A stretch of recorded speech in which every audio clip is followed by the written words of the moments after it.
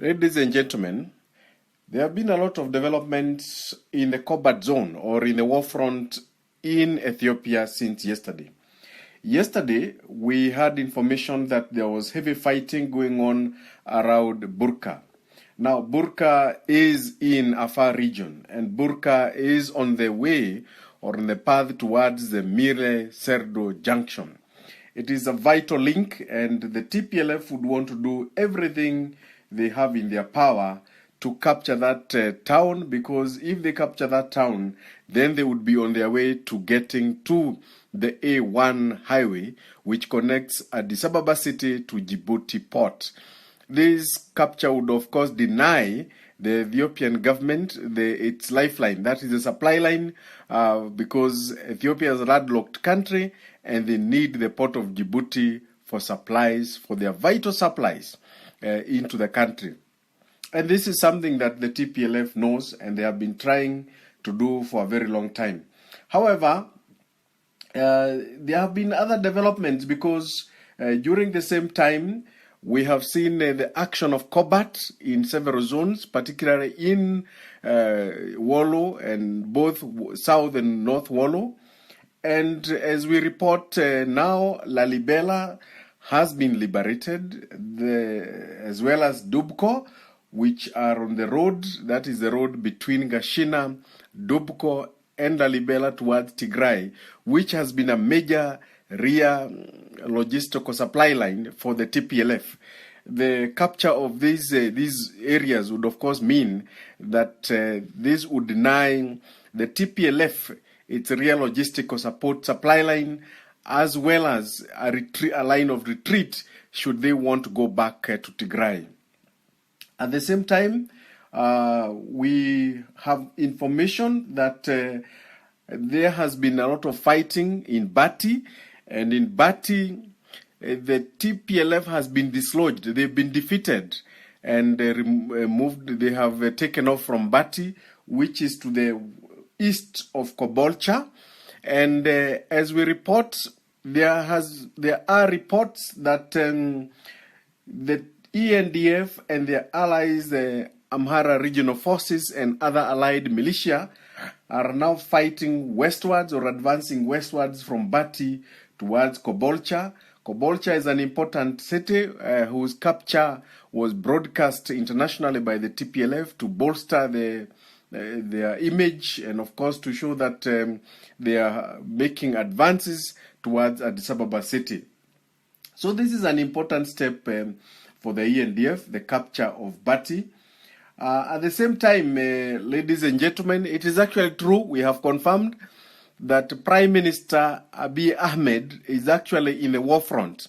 However, the exact location of which war front he has joined is not information we can share with you, because it relates to the security of a commander-in-chief of a friendly state, and we will not want to broadcast this information needlessly. So we also have information that TPLF seems to be moving its troops southwards. I do not know, and it is not clear what really they would want to achieve, because even if you move your troops into North Shewa and South Wollo, all of them, and you are then cut off from your command headquarters and your real logistical base, then that would be a worthless pursuit. We do not know why the TPLF is doing this, but we hope that they will not want to lose their troops in a needless pursuit. On the other hand, ladies and gentlemen, we are aware that, and we haven't reported this, that the first and the second armies of the TPLF were destroyed, or rather have been reduced to non-fighting units during the advances in North and South Wollo and in many parts of Afar, because the war in Afar has been very rough and the TPLF seems to have lost heavily in Afar region. And that is where their first and second armies were destroyed. The third army is the only army that is advancing, quote-unquote, towards Addis Ababa. It's bolstered by a fourth army And when you talk about army groups, we are talking of very large fighting formations, and we are talking basically of about 5 to 6 battalions. That is what makes an army group. And the 4th Army of the TPLF, unfortunately, is composed of untrained auxiliaries and child soldiers. We haven't had people like UNICEF condemn the use of child soldiers by TPLF, but this is commonplace now.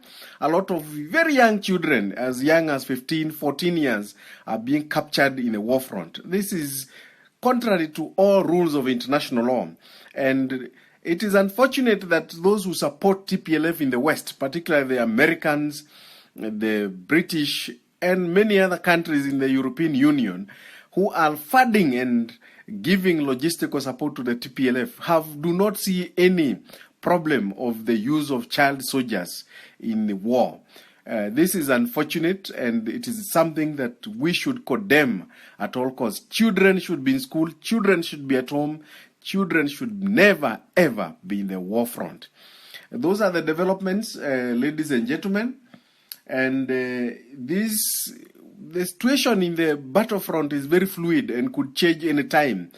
This time around, we can obviously note that the tide is against the TPLF and TDF.